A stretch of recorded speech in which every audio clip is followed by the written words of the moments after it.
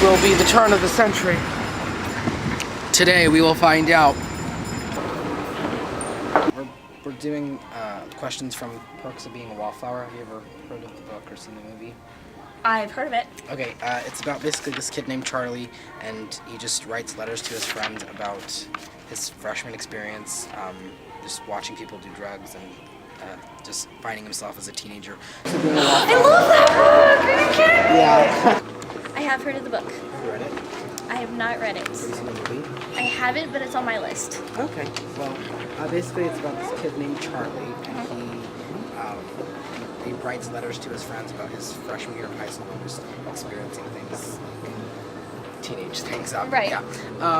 So I'll just ask you like 3 questions. Okay. And so basically the questions we'll be asking you are a bunch of like high school type questions. So if it gets too personal, just say pass. Okay. So, one of the themes in the book, The Perks of Being a Wallflower, is belonging to a group.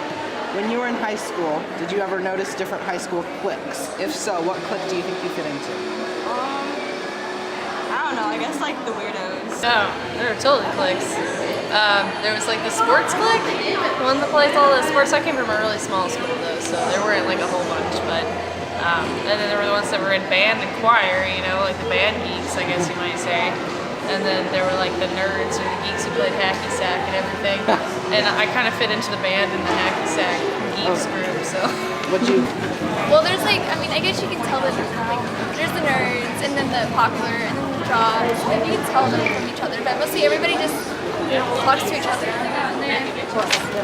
Okay. There was all kinds of different cliques. There was like the sporty people and the popular girls. Can you bleep me? I'm just kidding.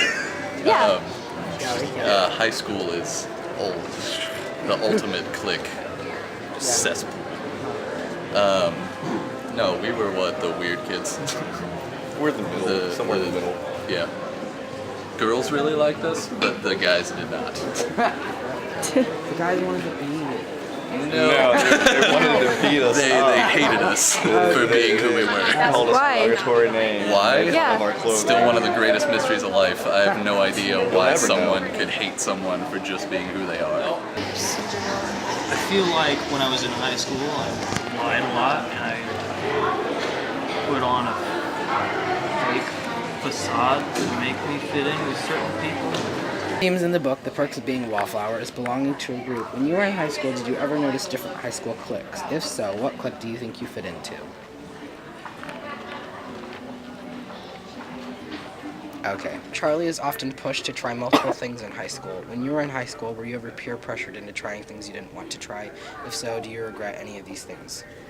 No, in high school, I went to a really small high school, and everyone there drank, and I just never was into that. So I would go to all the parties with my friends, and I would just be there. I mean, when you talk about peer pressure, most of it's drugs and alcohol. And those are extremely personal decisions. Like, extremely. And I respect the fact that they are a personal decision. I will always be a host to someone. Like, for example, if I had just, like, weed around. I mean, if you want to, you can. But I would never try to pressure you to do that. That's a totally personal decision. In the book, we can infer that Charlie has borderline depression and often turns to drugs to cope with his sadness. What were different ways you coped with your sadness? I talked to my mom, who, you know, kind of like my best friend, and had a really good group of friends, and so I felt like I could talk to them, you know, when I was just going through different things in high school. In high school, I talked to her because the only way to get over it was to talk about it. I don't know. In college, yeah, I drank a lot. I smoked a lot of weed to get over a lot of stuff. And there comes a point when you have to stop that, not because it's bad for you necessarily. Like I said before, it's a personal decision. It could be good for you and it could work. You know, a lot of people take antidepressants, some people just smoke. But it comes different points in your life where you may or may not have to quit certain things. And a lot of that comes back to bite you. And you have to figure out how to cope with it and face it front on without having some kind of mechanism to turn to. Okay, In the book, Charlie has his first crush on someone that turns out being his first love. Did you have your first love in high school or out of high school? I was in high school. It was outside of the school. I worked with a girl, and we ended up being together for 3.5 years. We were actually engaged at one point. I said I loved her, but we're not together now, and we're not married, and I ended up breaking off with her. And it was pretty detrimental. It was a big deal.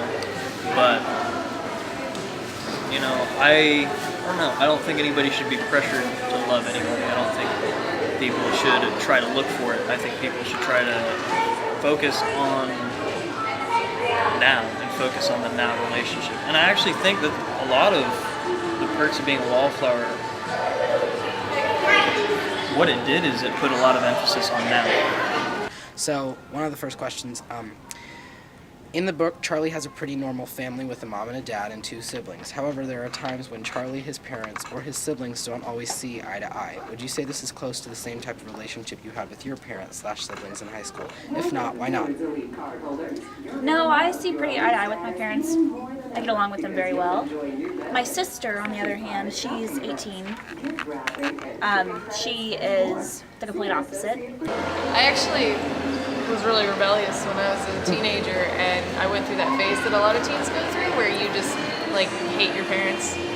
You know, you have no reason or anything, but you just hate them because your hormones are going insane. So and then you grow up and you realize, why did I do that? That's awful. Well, on one hand, you have 2 completely different mindsets. One of an adult, and I think Percy being a wallflower, his parents did have a very adult mindset, and then his was very adolescent. And from child to adolescent to adult, you lose a lot of selfishness.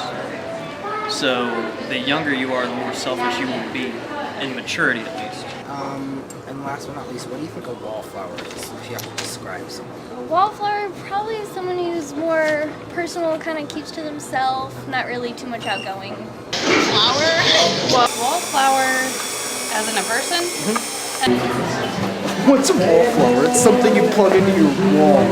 I would describe it as someone that was just kind of in the background of everything, like didn't really talk much, was just always there.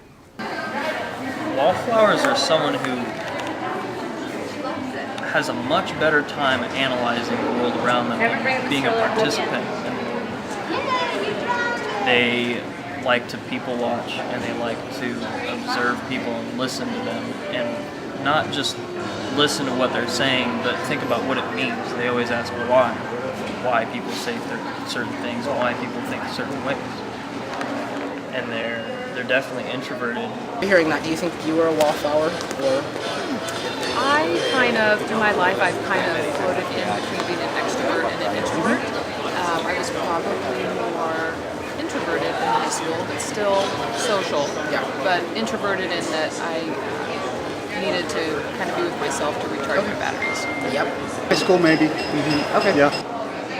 I feel like a lot of times when they're in an uncomfortable situation, they revert to that wallflower. I do that all the time. If I'm not in a very comfortable situation where I don't even want to be a participant in the situation, just because it doesn't strike me as something worth my time, I'll introvert and I'll become a wallflower and just listen and analyze people and think about it. Think about it. An overall theme from this book, perks of being a wallflower. Dude, Any individual themes or? I think the biggest one that stuck out for me was like just that whole self-discovery of finally, you know, kind of coming into your own, being comfortable in your own skin, stuff like that. It's good for me. I would say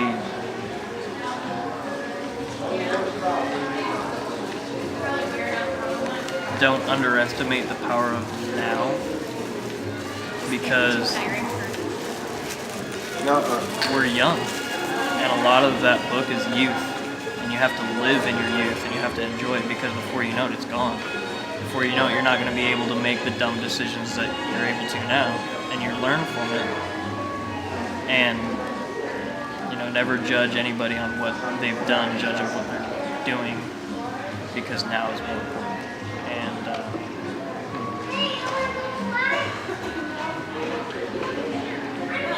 don't be afraid to break, because there's a ton of breaking in that book.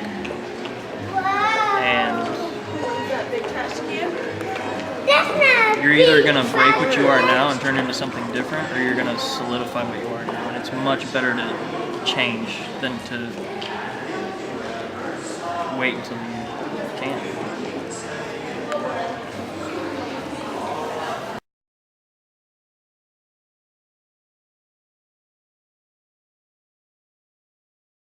Can I start, Mom?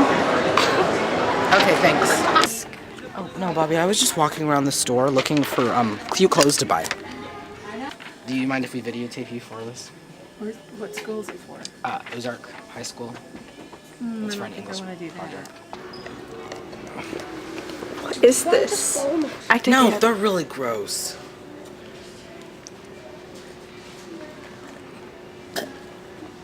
Oh god. They feel like fish eggs. Oh my god. Oh my. Okay, I'm done.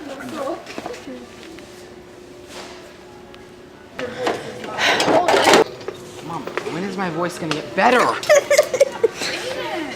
No, that was Bobby. Bobby, what are you doing? Turn the camera off. No, wait, where's the escalator? They're gonna hear you all. I'm sorry. Oh my god. We don't. This is going in the bloopers. No, it isn't. Guys, No, it why do isn't. they give mannequins nipples? Oh my god. You are so fucking weird. I mean, I'm not gonna do this. This is dumb. What's a wallflower? It's something you plug into your wall. No, okay, I'm leaving. Goodbye.